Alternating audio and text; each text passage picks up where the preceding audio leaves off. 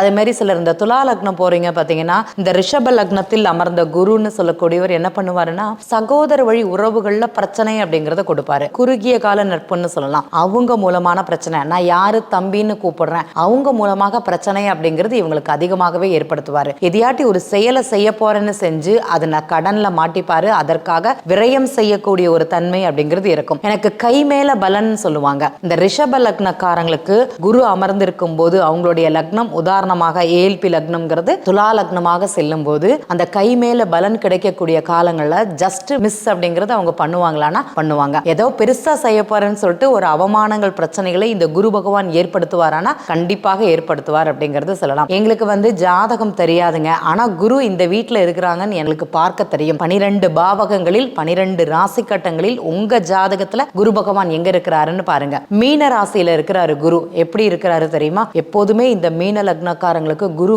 நல்லதும் செய்வாரு கெட்டதும் செய்வாருன்னு சொல்லலாம். எந்த காலகட்டத்துல செய்வாரு, அதுவும் இந்த காதல் சம்பந்தப்பட்ட பிரச்சனையை உங்களுக்கு கொடுப்பாரா அப்படின்னா கண்டிப்பாக கொடுப்பாரு. எப்ப கொடுப்பாரு? கன்னியா லக்னம் போகும்போது அவங்களுக்கு காதல் சார்ந்த பிரச்சனை, திருமணம் சார்ந்த பிரச்சனை அப்படிங்கிறது அங்க இருக்கும். ஏங்க, கன்னியா லக்னத்துக்கு 7ஆம் அதிபதி குரு, 4ஆம் அதிபதி குரு, அவர் தான் பிரச்சனையை கொடுப்பாரானா கண்டிப்பாக. கணவன் மனைவிக்குள்ள பிரிவு பிரச்சனைகள் சில காலங்கள் விலகி இருக்கக்கூடிய ஒரு தன்மையை கூட இந்த குரு அந்த ஜாதகருக்கு கொடுப்பார் அப்படிங்கிறதுல எந்த மாற்றமும் கிடையாது. சரிங்க, தனுசு லக்னம், லக்னாதிபதி குரு பகவான் நல்லா இருப்பாரா அப்படின்னா